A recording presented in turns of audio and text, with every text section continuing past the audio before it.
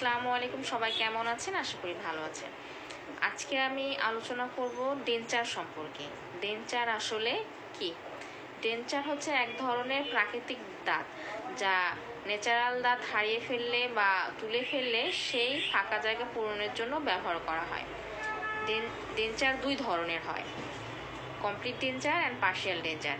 Complete denture যখন পেশেন্টের মুখে একটা দাঁতও থাকে না, বিশেষ করে বয়স্কজনিত কারণে যখন দাঁতগুলো পড়ে যায়, সেই ক্ষেত্রে কমপ্লিট ডেঞ্চার ব্যবহার করা হয়।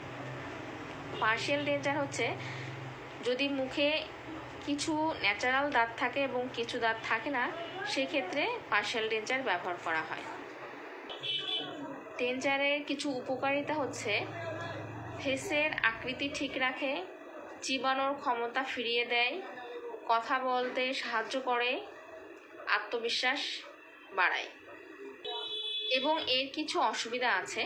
শুরুতেই অস্বস্তি হতে পারে, কথা বলার সময় ব্যথা লাগতে পারে, ঠিকমতো যদি পরিষ্কার করা না হয় তাহলে মুখে দুর্গন্ধ হতে পারে।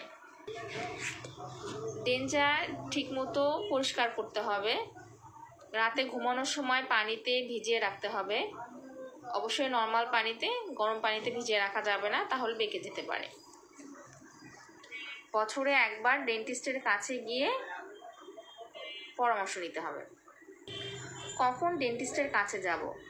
যদি কথা বলানোর সময় অসুবিধা হয়, খাবার চিবানোর সময় কষ্ট হয়, ডেঞ্চারটি যদি লুজ হয়ে যায় এবং ঠিকমতো পরিষ্কার করার পরেও যদি মুখে গন্ধ থেকে থাকে, সেই সময় ডেন্টিস্টের কাছে গিয়ে চেক আপ করিয়ে নিব। ধন্যবাদ সবাইকে।